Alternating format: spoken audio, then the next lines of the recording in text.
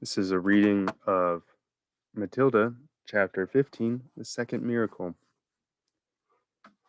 Matilda did not join the rush to get out of the classroom. After the other children had all disappeared, she remained at her desk, quiet and thoughtful.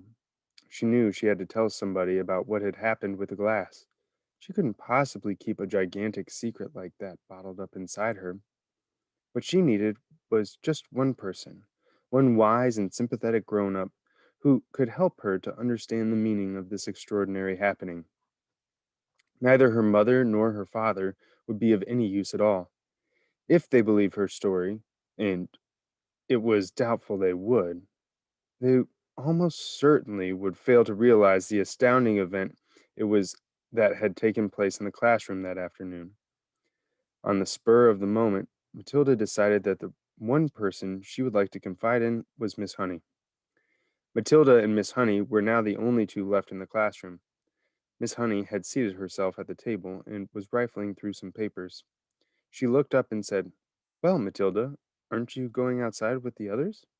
Matilda said, "Please, may I talk to you for a moment?" "Of course you may. What's troubling you?" "Something very peculiar has happened to me, Miss Honey." Miss Honey became instantly alert.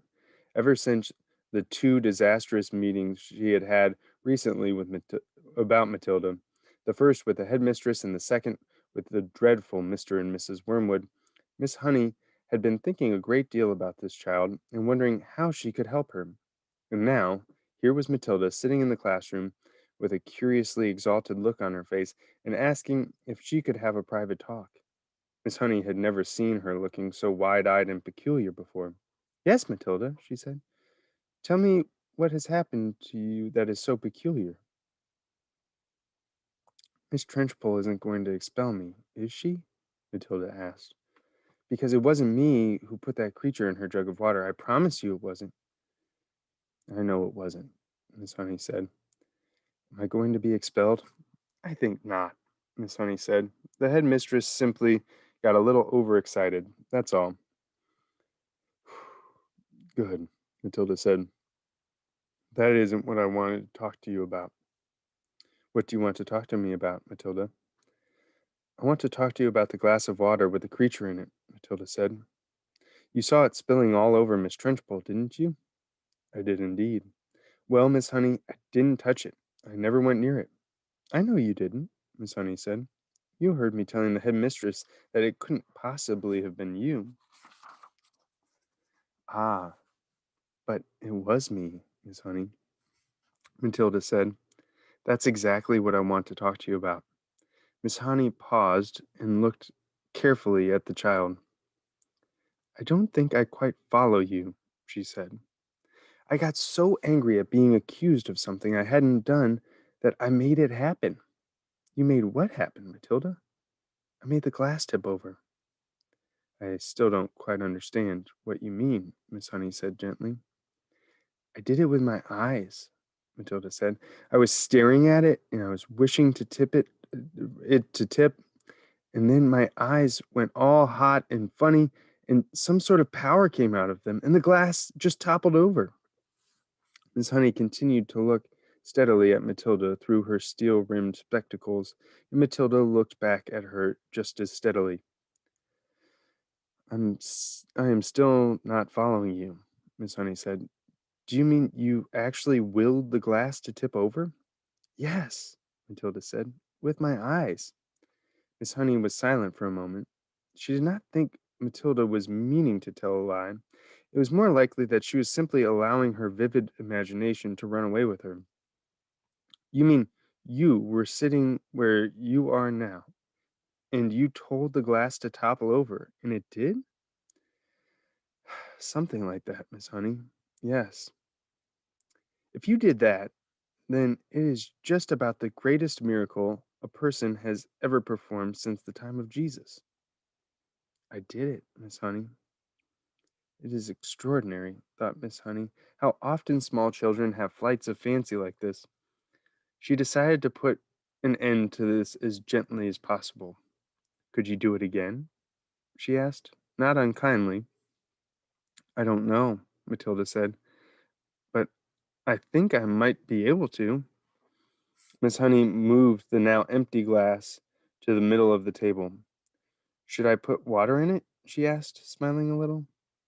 I don't think it matters, Matilda said. Very well, then. Go ahead and tip it over. It may take some time.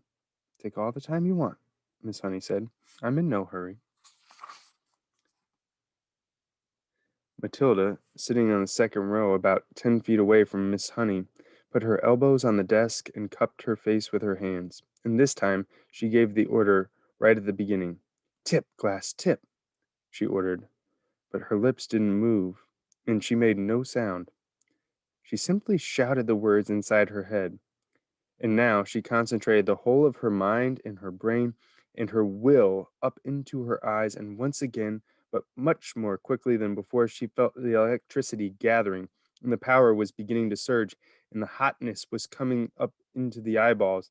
And then the millions of tiny invisible arms with hands on them were shooting out toward the glass without making any sound at all. She kept on shouting inside her head for the glass to go over. She saw it wobble, then it tilted, and then it toppled right over and fell with a tinkle on the tabletop, not 12 inches from Miss Honey's folded arms. Miss Honey's mouth dropped open. Her eyes stretched so wide you could see all the whites around. She didn't say a word. She couldn't. The shock of seeing the miracle performed had struck her dumb. She gaped at the glass, leaning well away from it now, as though it might be a dangerous thing. Then, slowly, she lifted her head and looked at Matilda. She saw the child white in the face, as white as paper, trembling all over, the eyes glazed, staring straight ahead and seeing nothing. The whole face was transfigured, the eyes round and bright, and she was sitting there speechless, quite beautiful in a blaze of silence. Miss Honey waited, trembling a little herself, and watching the child as she slowly stirred herself back to consciousness. And then suddenly, click, went her face into an almost seraphic calm. I'm all right, she said and smiled.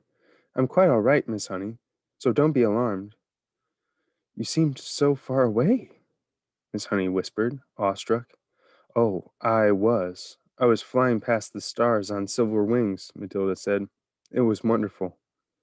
Miss Honey was still gazing at the child in absolute wonderment, as though she were the creation, the beginning of the world, the first morning. It went much quicker this time, Matilda said quietly. It's not possible, Miss Honey was gasping. I don't believe it. I simply don't believe it. She closed her eyes and kept them closed for a while, and when she opened them again, it seemed as though she had gathered herself together. Would you like to come back and have tea at my cottage? She asked. Oh, I'd love to, Matilda said. Good. Gather up your things, and I'll meet you outside in a couple of minutes. You won't tell anyone about this thing that I did, will you, Miss Honey? I wouldn't dream of it, Miss Honey said.